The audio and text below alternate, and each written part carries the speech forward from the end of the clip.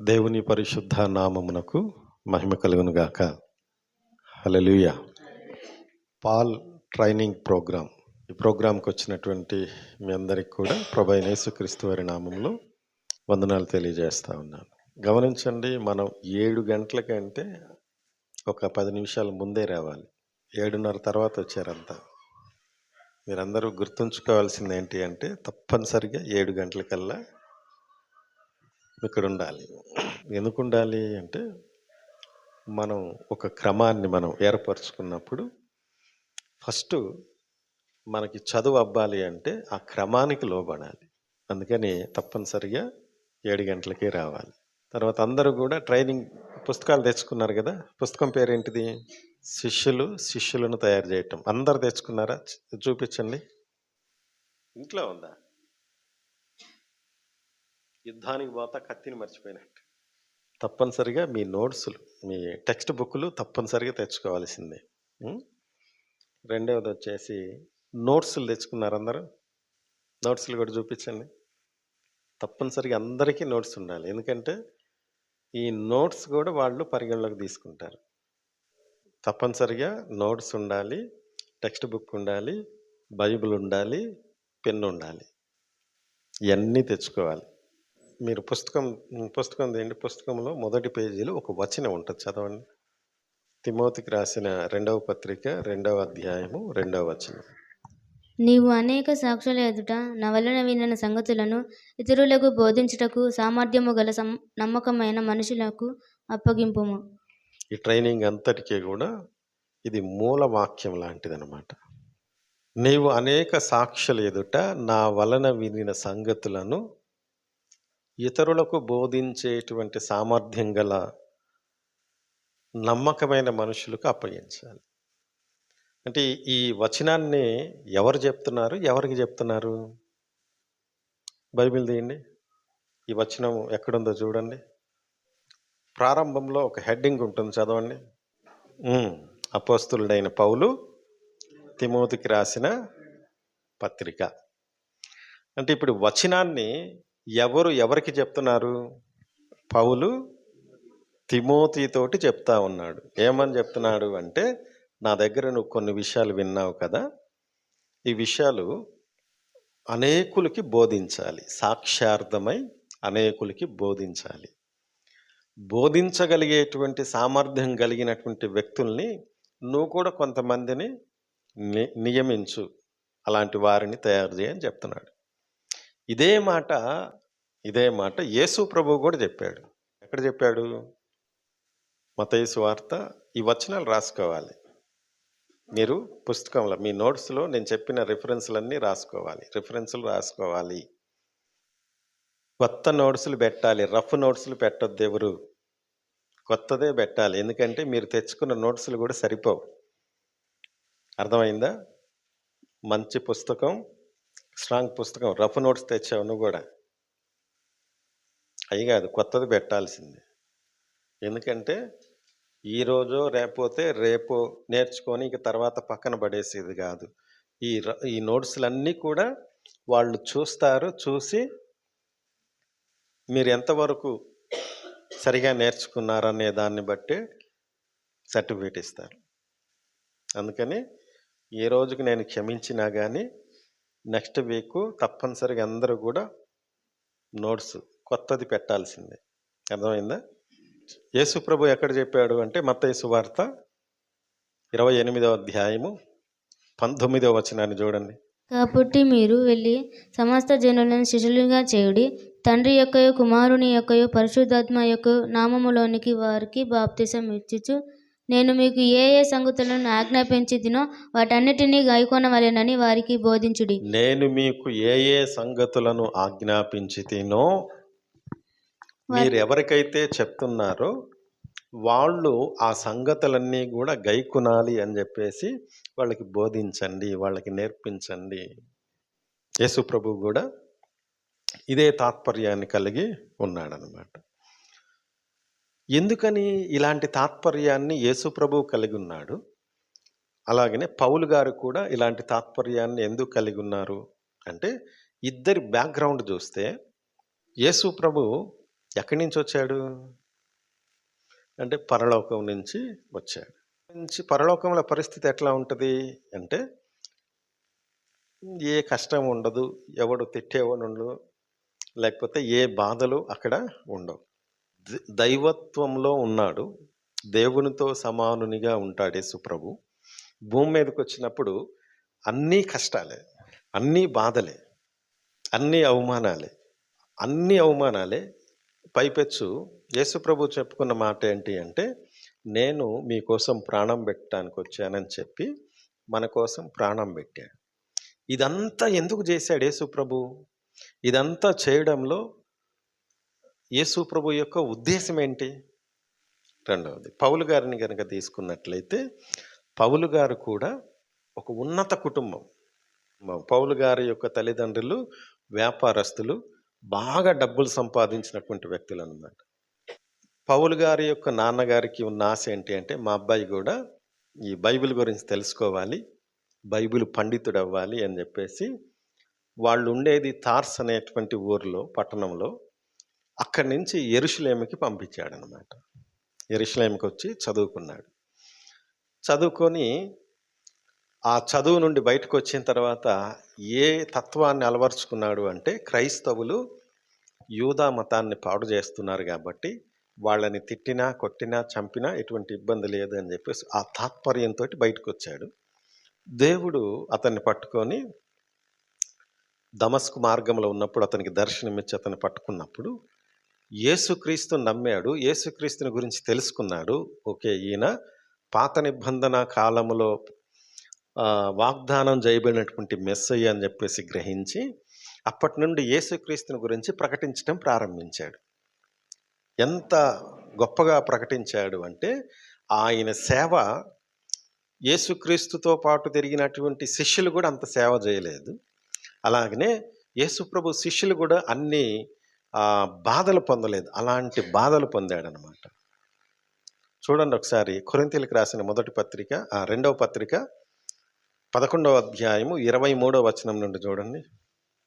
వారు క్రీస్తు పరిచారకుల వెర్రివాని వలె మాట్లాడుచున్నాను, నేనును మరి ఎక్కువగా క్రీస్తు పరిచారకుడును, మరి విశేషముగా ప్రయాసపడుతుని, మరి అనేక పర్యాయములు సరసాలలో ఉంటుని,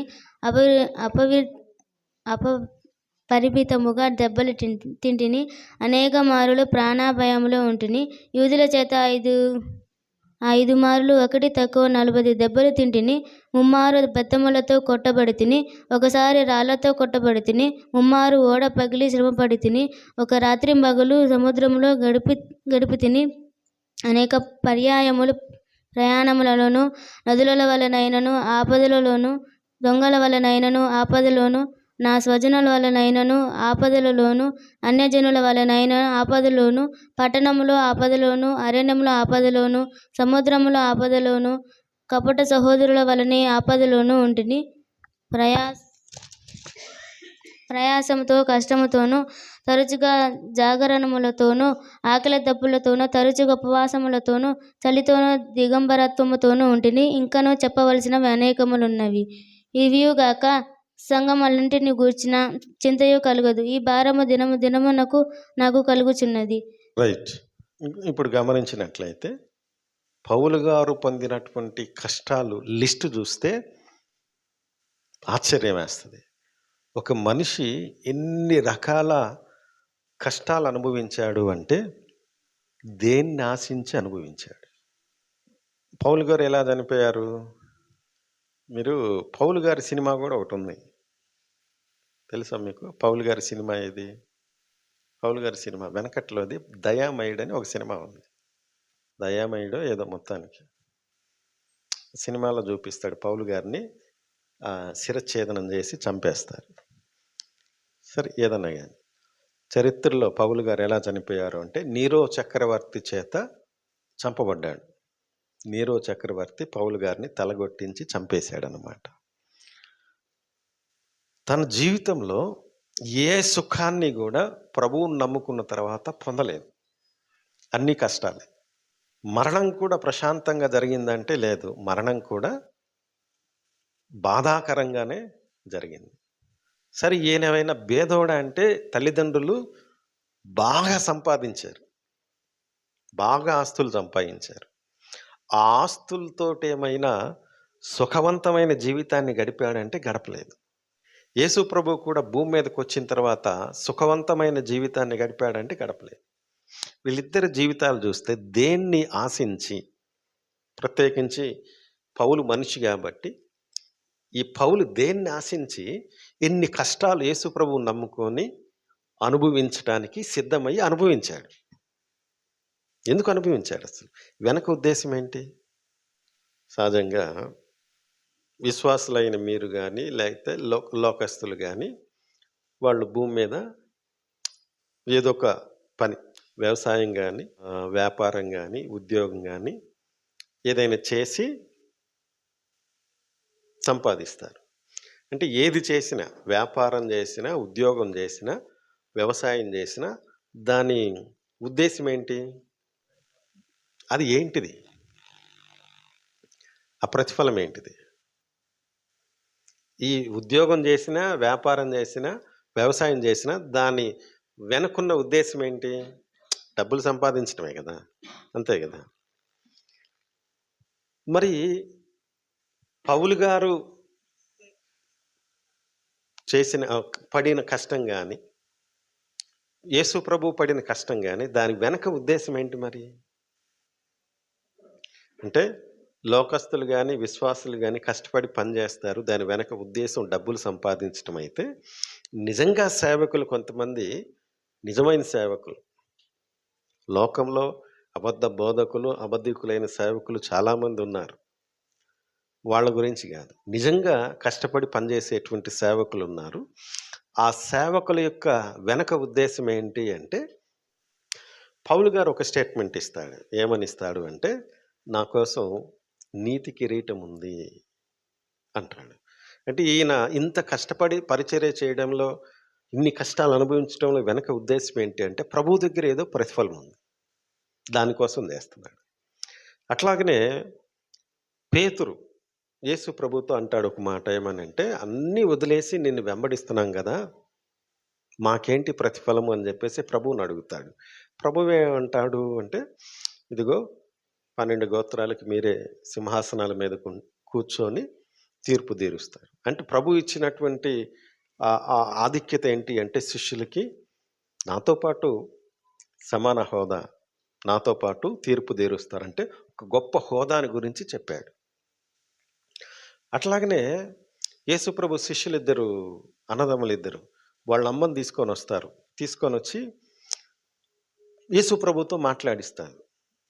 యేసుప్రభు ఆమెను చూడంగానే, ఏమ్మా వచ్చావంటే, ఏం లేదు, నువ్వు వెళ్ళిపోతున్నావంట కదా, కాబట్టి వెళ్ళిపోయిన తర్వాత 2 కుర్చీలు మా పిల్లల కోసం ఆపు, ఒకడేమో నీ కుడి పక్కన, ఇంకోడేమో ఎడం పక్కన కూర్చోవాలి అని చెప్పేసి. అంటే వాళ్ళకు కూడా అర్థమైంది, ఈయన దేవుడు, వచ్చినవాడు నరుడు కాదు, దేవుడు. సో ఈయన అక్కడికి వెళ్ళిన తర్వాత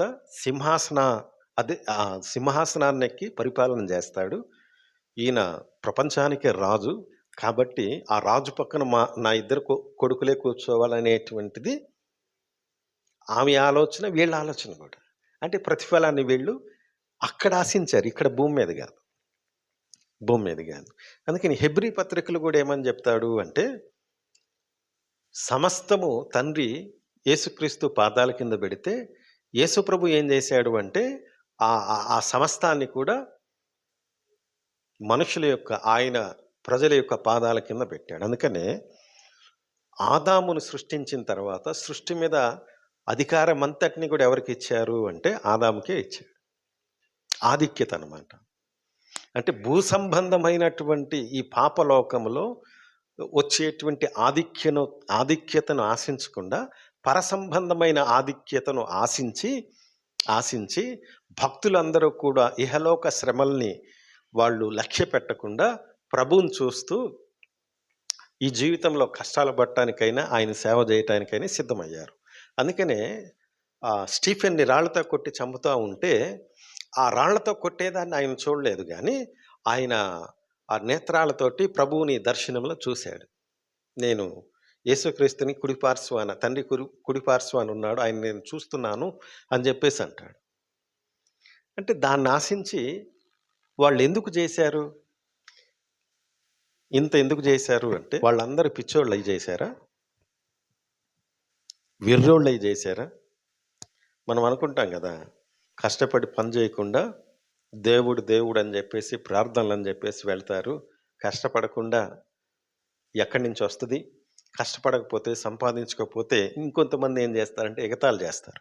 అంటే మన దేవుడు మనతో చెప్పిన మాట ఏంటి అంటే బైబిల్ అంతట్లో కూడా అట్లాగనే ద్వితీయోపదేశకాండ 28వ అధ్యాయంలో కూడా ప్రత్యేకించి చూస్తే, మీరు నా మాటను బట్టి నడవండి, నేను మీకు ఏ ఆశీర్వాదం కావాలో అది మీకు ఇస్తాను,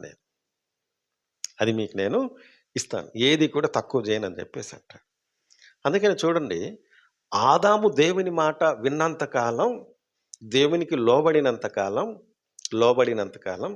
ఆదాము యొక్క జీవితం ఎట్లా ఉంది? ఇప్పుడు చలికాలం కదా, చలికాలం కాబట్టి తప్పనిసరిగా మనం ఏం చేస్తాం, స్వెటర్లు వేసుకుంటాం. బట్టలు వేసుకున్నా కానీ స్వెటర్లు వేసుకుంటాం. ఎందుకని? చలికి మనం తట్టుకోవాలంటే ఈ దేహం తప్పనిసరిగా స్వెటర్ వేసుకోవాల్సింది. ఇప్పుడు ఆదాము పాపము చేయకముందు దేవునికి లోబడి ఉన్నంత కాలం ఆదాముకి బట్టలు ఉన్నాయా? మరి చలికాలంలో ఎట్టున్నాడు? చలికాలంలో ఎట్లున్నాడు? సరే, ఎంత కాదు, ఎండాకాలంలో ఎట్లున్నాడు? ఎండను తట్టుకొని ఎంత చెట్టు కింద ఉన్నా కానీ ఎండ యొక్క సెగ రాకుండా ఉంటుందా? అంటే వస్తుంది, చలి వస్తుంది, ఎండ వస్తుంది. అంటే దేవుడు ఏం చేశాడు అంటే, పాపము చేయకుండా మనిషి దేవునికి లోబడి ఉన్నంతకాలం, ఆదాము దేవుడికి లోబడి ఉన్నంతకాలం ఏం చేశాడు అంటే ప్రతి దాంట్లో ఆశీర్వాదం. వాతావరణాన్ని తన దేహానికి హాని చేయకుండా ఉంచాడు. వాతావరణం కూడా తన దేహానికి హాని చేయకుండా ఉంచాడు. అట్లాగనే ఈ భూమి మీద తను కష్టపడి చెమటోర్చి కష్టపడి భోజనం చేయాలంటే అది కూడా లేదు. అంత కష్టాన్ని దేవుడు పెట్టలేదు. అట్లాగనే క్రూరమైన జంతువులు కానీ లేకపోతే పాములు కానీ తన్నేమన్నా బాధ పెట్టే విధంగా, కరిచే విధంగా ఏమన్నా ఉన్నాయంటే అవి కూడా లేవు. అంటే దేవునికి లోబడితే ఎంత ఆశీర్వాదము అంటే అన్నీ కూడా నీకు లోబడతాయి. దేవునికి ఎప్పుడైతే విరోధంగా నడిచాడో ఆదాము, ప్రకృతిలో ప్రతిదీ కూడా ఆదాముకి విరోధమైపోయింది. అందుకనే మనం దేవునికి లోబడి దేవుని వాక్యానుసారంగా గనక నడిస్తే తప్పనిసరిగా ఏ ఆశీర్వాదం నీకు కొదువవదు. అందుకని ఇక్కడికి వచ్చినట్లయితే శిష్యులు కానీ, ఆయన భక్తులు కానీ, దేవుని భక్తులు కానీ దేన్ని ఆశించారు అంటే, పాపము జరగక ముందు ఏ విధమైన ఆశీర్వాదం మనుషులకి ఇచ్చాడో దాన్ని ఆశించి ఈ భూమి మీద దేవుని పని చేశారు, దేవుని వాక్యానుసారంగా జీవించారు. అందుకని దాన్ని ఆధారం చేసుకొని పౌలు గారు ఏమని చెప్తున్నాడు అంటే, పౌలు గారు తిమోతితోటి ఏం చెప్తున్నాడు అంటే, తిమోతి, నేను కొన్ని విషయాలు నీకు చెప్పాను కదా దేవుణ్ణి గురించి, కాబట్టి నువ్వు కూడా కొంతమందికి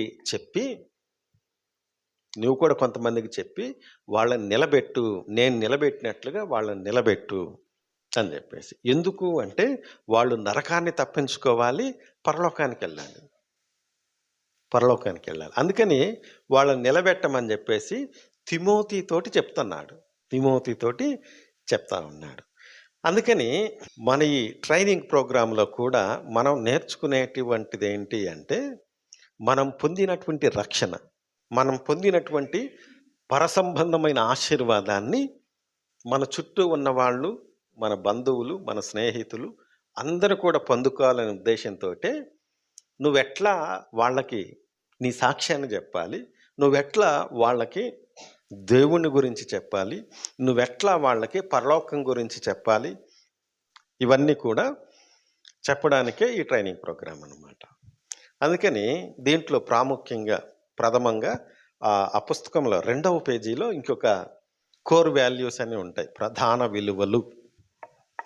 సో ఒక్కొక్కటి చదవండి. కోర్ వాల్యూస్ ఒక్కొక్కటి ఒక్కొక్కళ్ళు చదవండి. ఫస్ట్‌దే దేవుని రాజ్యపు గురిని కలిగినది. రెండవది ఆత్మ నడిపింపు లేఖనముల మీద ఆధారమైనది. మూడవది యథార్థత ప్రథమమైనది. నాలుగవది శిష్యులను చేయడము సంఘములను స్థాపించుటకు నడిపిస్తుంది. ఐదవది ప్రార్థనకు ప్రాధాన్యత. ఆరవది ప్రజలందరూ దేవునికి కావాలి. ఏడవది విశ్వాసం ద్వారా నడిపింపు. ఈ 7 విషయాలు కోర్ వాల్యూస్, ప్రధానమైనటువంటి విలువలు. ఇవి మీకు అర్థం కావాలంటే అసలు ఎందుకో చెప్తాను వినండి. ఉదాహరణకి ఒక వ్యక్తి మిరప తోట వేయాలనుకున్నాడు. మిరప తోట వేయాలనుకున్నప్పుడు ఏ విధమైనటువంటి చర్యలు తీసుకోవాలి? మిరప తోట వేయాలంటే ఏమేం చేయాలి? మిరప అది వ్యవసాయం చేసి మిరప చెట్లు నాటాలి. నాటిన తర్వాత ఏమేం చేయాలి? అరక దున్నాలి, మందు కొట్టాలి, నీళ్లు పెట్టాలి, కలుపు తీయాలి అనేవి కోర్ వాల్యూస్ అన్నమాట, ప్రధానం. ఇవి చెయ్యకపోతే మిరపకాయలు పంట దిగుబడి చేతికి రాదు. పంట దిగుబడి రావాలంటే కోర్ వాల్యూ ప్రాముఖ్యంగా అనుసరించాల్సినవి కొన్ని ఉంటాయన్నమాట. అవి అనుసరిస్తేనే పంట చేతికి వస్తుంది. అలాగనే ఈ 7 ప్రధాన విలువలు ఉన్నాయి కదా, కోర్ వాల్యూస్. ఇవి ఎందుకు అంటే ప్రతిఫలం మీరు ఆశించారు కాబట్టి దేవుని నుండి ఆ ప్రతిఫలం మీరు పొందాలి అంటే ఇవి మీరు గుర్తుంచుకోవాలి. ఇవి ప్రాముఖ్యం అన్నమాట. వీటి ద్వారా ఏం చేయొచ్చు అంటే, ఒకటి మీరు క్వాలిటీ కలిగినటువంటి భక్తి చేయొచ్చు. ఇవి లేకపోతే ఎట్లా ఉంటుంది అంటే మనం ఎటు వెళుతున్నామో మనకు తెలియదు. ఇవి ఉన్నాయి అంటే ఓకే, మనం ఒక గురిని కలిగి ఉన్నామని అర్థం. ఉదాహరణకి మీరు యాత్రికుని ప్రయాణం అనే పుస్తకం ఉంటుంది. అది ఎప్పుడైనా చదివారా? అది ఎట్లా ఉంటుందంటే, ఒక వ్యక్తి పరలోకానికి ప్రయాణం అవుతాడు. ఆ ప్రయాణంలో అనేక శోధనలు, అనేక మలుపులు, అనేక వేదనలు, అనేక బాధలు ఇవన్నీ వస్తాయి. ఇవన్నీ దాటుకొని మనిషి చివరికి పరలోకానికి వెళ్తాడు. అంటే ఇతను ఏ గురి కలిగి ఉన్నాడు అంటే, నా ప్రయాణం యొక్క అంతిమ దశ ఏంటి అంటే పరలోకానికి వెళ్ళటం. అట్లాగనే ఈ 7 కోర్ వాల్యూస్ దేనికి అంటే, మీ నడవడి ఎక్కడికి అంటే ప్రభు దగ్గరికి. ఆ నడిచేటప్పుడు మీరు మాత్రమే కాకుండా మీ ఇంట్లో వాళ్ళు మీతో నడవాలి, మీ బంధువులు మీతో నడవాలి, మీ చుట్టుపక్కల వాళ్ళు మీతో నడవాలి. ఆ నడక కోసం, మీతో కలిసి నడవటం కోసం ఇదంతా కూడా. అందుకని ఈ కోర్ వాల్యూస్ ఇవి ప్రధానమైనటువంటివి అన్నమాట. దీంట్లో మనం నేర్చుకోవాల్సింది, మనం తెలుసుకోవాల్సింది, మన గురి ఏంటి అంటే దేవుని రాజ్యమే మన గురి, మన ప్రయాణం అక్కడికి. ఒకటి. రెండవది ఆత్మ నడిపింపు లేఖనముల మీద ఆధారపడి నడవాలి. ఆత్మ నడిపింపు ఉండాలి మనకి. అది ఎట్లా ఉండాలి అంటే లేఖనముల మీద ఆధారపడి నడవాలి. దీని అర్థం ఏంటి అంటే, కొంతమంది భాషలు మాట్లాడతారు. రైట్, బైబిల్లో కూడా ఉంది. కొరింథీయులకు రాసిన మొదటి పత్రిక 12వ అధ్యాయంలో భాషల్లో మాట్లాడటం అనేటువంటిది ఉంది. ఆ భాషలు ఎట్లా ఉండాలి? అపోస్తల కార్యముల గ్రంథం 2వ అధ్యాయంలో ఉన్నట్లుగా ఉండాలి. కానీ ఇప్పుడు మాట్లాడే భాషలు ఎట్లా ఉన్నాయి? ఇప్పుడు చాలామంది భాషలు మాట్లాడుతున్నారు. వాళ్ళు ఎట్లా మాట్లాడుతున్నారు అంటే, వాళ్ళకి నోటికి ఏదొస్తే అది మాట్లాడేస్తూ ఉన్నారు. సరే, వాళ్ళు భాషలు మాట్లాడుతున్నారు, దేవుని దగ్గర నుంచి వచ్చినాయా లేవా అని తెలుసుకోవాలంటే ఏం చేయాలంటే వాళ్ళ వ్యక్తిగత జీవితం సరిగా ఉందా లేదా అనేటువంటిది చెక్ చేయాలి. అది లేదు. ఇంకా చూస్తే ఇవి వాక్యానుసారమైన భాషల్లాగా ఉన్నాయా అంటే అట్లా లేవు.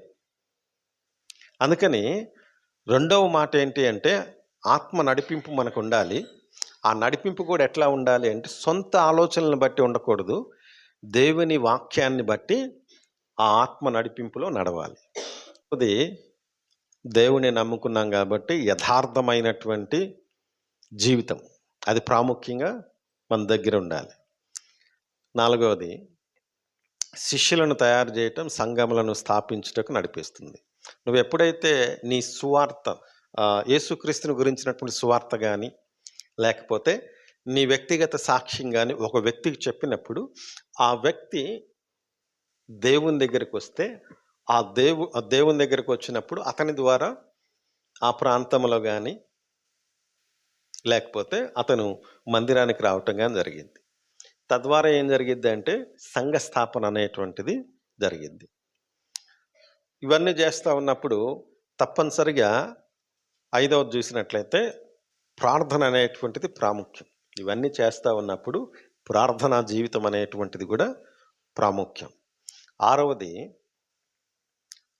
మనమే దేవునికి కావాలా, అందరూ కావాలా అంటే అందరూ కూడా దేవుని చేత సృజించబడిన వాళ్ళే. అందరూ దేవునికి కావాలి కాబట్టి సాధ్యమైనంత వరకు అందరికీ ప్రభువుని గురించి చెప్పడానికే ప్రయత్నం చేయాలి. ఏడవది, మనం నడిచే నడత ఎలా ఉండాలి అంటే విశ్వాసంతో చేయాలి. ఒకరికి సువార్త చెప్పాము, అది ఎట్లా ఉండాలి అంటే దేవుడు ఇతని జీవితంలో కార్యం చేస్తాడు అనేటువంటి నమ్మకం మనకు ఉండాలి. ఏదో చెప్పానులే కానీ అతను వేస్ట్, అతను దేవుడి దగ్గరికి రాడు అనే మాటలు మనమే మాట్లాడకూడదు. అతను దేవుని దగ్గరికి వచ్చే విధంగా, దేవుణ్ణి తెలుసుకునే విధంగా అతని కోసం మనం ప్రార్థన చేయాలి. అతని జీవితం ఆశీర్వదించబడే విధంగా మనమే ప్రార్థన చేయాలి. మనం ఏది చేసినా కానీ విశ్వాసంతో చేయాలి. ఇదనమాట. ఇవన్నీ కూడా ప్రాముఖ్యమైనటువంటి విలువలు అన్నమాట. మనం ఈ ట్రైనింగ్ పూర్తి చేయటానికైనా, అలాగనే మన సాక్ష్యాన్ని ఇతరులకు చెప్పడానికైనా, మనం దేవునిలో బలంగా ముందుకెళ్ళడానికైనా, దేవుని దగ్గర ప్రతిఫలాన్ని పొందటానికైనా ఇవి ప్రాముఖ్యమైనటువంటి నియమాలు, సిద్ధాంతాలు అన్నమాట. సో ఇదన్నమాట ఈరోజు పాఠం. మీరు చేయాల్సినటువంటి పని ఏంటి అంటే, ఫస్ట్ చెప్పాను కదా రెఫరెన్స్లు. మత్తయి సువార్త 28, 19, 20 వచనాలు. ఇది మీరు నోట్స్లో రాయాలి, 2 సార్లు రాయాలి. 2వ తిమోతి